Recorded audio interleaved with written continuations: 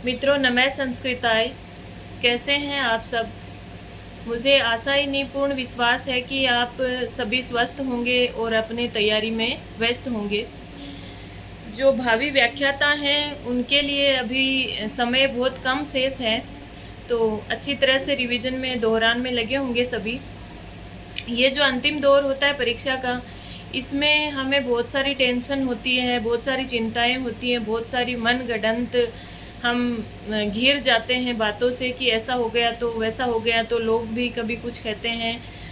तो इन सब चीज़ों के बीच सबसे पहली बात तो ये है कि गर्मी बहुत है, मौसम ऐसा है, तो अपने स्वास्थ्य का पूर्ण ध्यान रखें, पानी पीते रहें या और लिक्विड वगैरह खाने पीने का ध्यान अपना पूरा रखें। क्योंकि अगर इस समय आप किसी भी कारण से थोड़ा भी स्वास्थ्य में ऊपर नीचे हो गया तो वो हमारे पीछे की पूरी तैयारी पर बहुत ज़्यादा नकारात्मक प्रभाव डालता है। तो किसी तरह का तनाव न लेते हुए स्वास्थ्य का पूरी तरह ध्यान रखें, पहली बात तो ये है।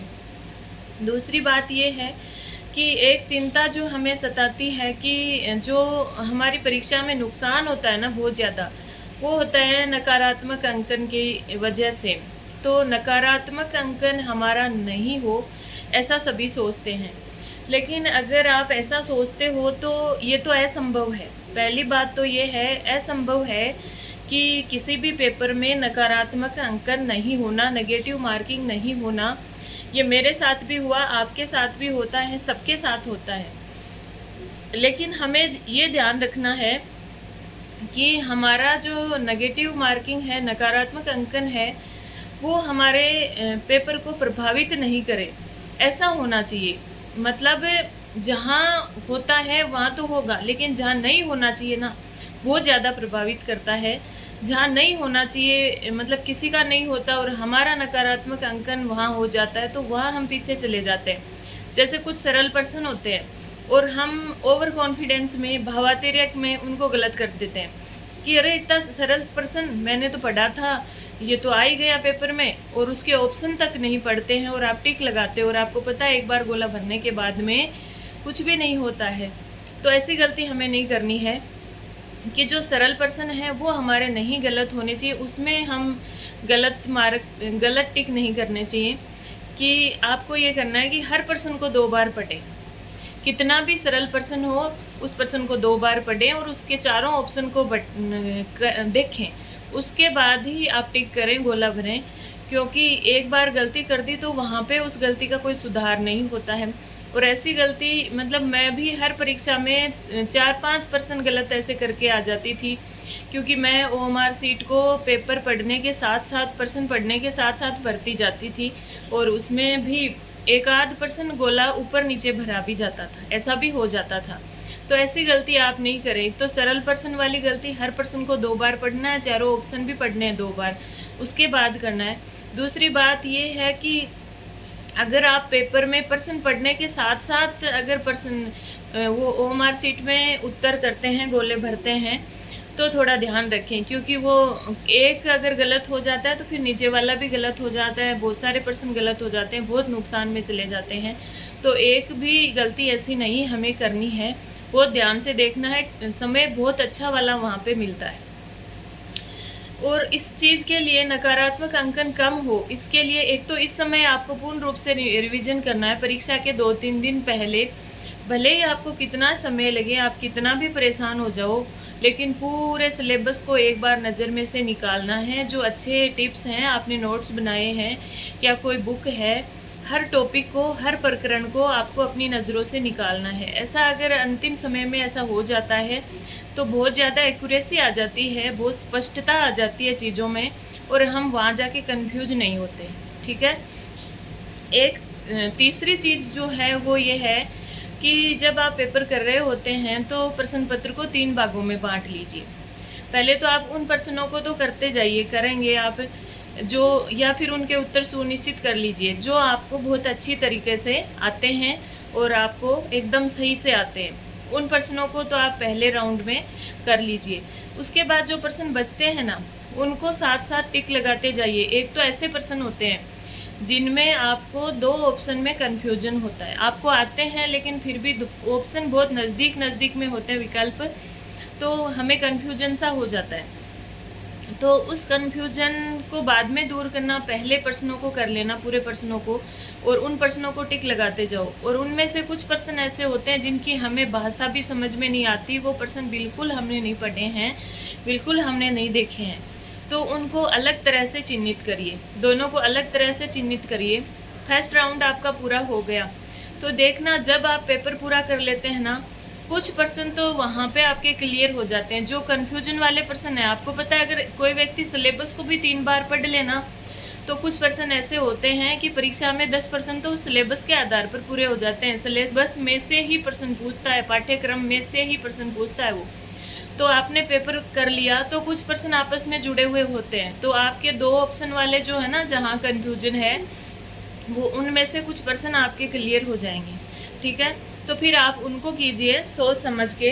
और मेरे साथ तो ये होता है, वो कन्फ्यूजन वाले प्रश्न होते हैं ना, उनमें भी ज़्यादा सोचने समझने का वो नहीं रहता। पहली बार में जो सही होता है ना, वो ही सही होता है, और ज़्यादा अगर उसमें पड़ गए ना, ज़्यादा सोच विचार में, तो फिर वो गलती होता है।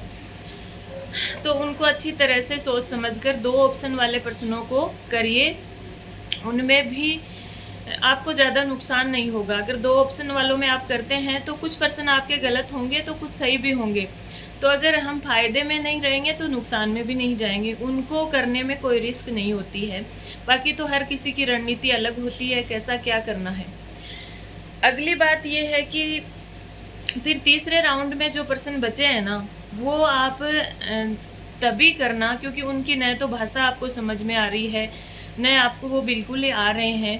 उनको आपको उसी स्थिति में करना है जब आप परीक्षा से बाहर हो रहे हो। यानी अगर वो 40% वाला आंकड़ा वहाँ पर है और वो आपको पूरा नहीं हो रहा, परीक्षा से ही बाहर हो रहे हो, तो हमारे पास फिर कोई रास्ता शेष नहीं होता और हमें रिस्क लेना ही है। अगर ऐसी स्थिति नहीं है तो उन प्रश्नों को छोड़ दीजिए, क्योंकि अंत में जो बचे हुए प्रश्न होते हैं और काफ़ी समय भी बचा हुआ होता है, हम क्या है उनमें मंथन करने बैठ जाते हैं और बहुत अच्छा वाला मंथन हम करते हैं, उसके बाद उन प्रश्नों को करते हैं और उनमें से एक भी सही नहीं होता। मेरा अनुभव यही कहता है, और आज तक मेरे साथ ऐसे ही हुआ है कि मैं अगर अंतिम समय में बहुत सारा समय बाकी है और उन प्रश्नों पर मैं सोच विचार करने लग गई हूँ और उनमें से कुछ प्रश्न किए हैं तो वो सारे के सारे गलत ही गए हैं, तो आप उनको हाथ ही नहीं लगाएंगे। ठीक है, और फिर उनको आपने अलग तरह से चिन्हित कर रखा है, तो 5वां विकल्प उनमें भरना ही है। अगर आप चिन्हित नहीं करोगे तो 5वां विकल्प भरना छूट जाएगा आपका। तो उनको चिन्हित करना और फिर उनको देख के 5वां विकल्प उनमें भरना है। इसमें आपको कोई नुकसान होने की गुंजाइश नहीं है। फालतू उनको हाथ लगाओगे तो गलती होंगे। और अगली बात है कि जैसे रिस्क लेना है, तो एक तो है ना, करंट वाले जो पर्सन है ना, उनमें रिस्क नहीं लेनी होती है, क्योंकि उनका हमें कुछ भी आइडिया नहीं रहता। मिलान वाले पर्सन हैं या समझ पर आधारित जो पर्सन है, उन पे आप रिस्क ले लेते हैं। उनमें अगर थोड़ा बहुत भी आपको आता है तो उनमें रिस्क लेना कहीं ना कहीं अपने पक्ष में रहता है। एक बात ये होती है कि कुछ लोग पहले से धारणा बना के चले जाते हैं और पूछते हैं मुझे कितना % करने, कितने % मैं करूं, ताकि यानी कितने नंबर आने चाहिए, इतने में से मैं कितने % करूं। भाई आप इसका अंदाज़ा कैसे लगा सकते हो? अभी पेपर आया नहीं है, पेपर के स्तर का किसी को नहीं पता। ये कैसे लोग मेरिट निकाल देंगे कि कितने नंबर, कितने % करने पे, कितने नंबर आने पर आप सेफ जोन में रहोगे? आप पूरे में से पूरे ही कर दो ना फिर, अगर आपको आते हैं तो। कोई भी व्यक्ति ये नहीं सोच के जाता कि मैं गलत करूँगा, ऐसा थोड़ी ही सोच के जाते हैं। तो पहले से पूर्व धारणा बनाकर मत जाइए, ताकि किसी तरह का दबाव नहीं बने।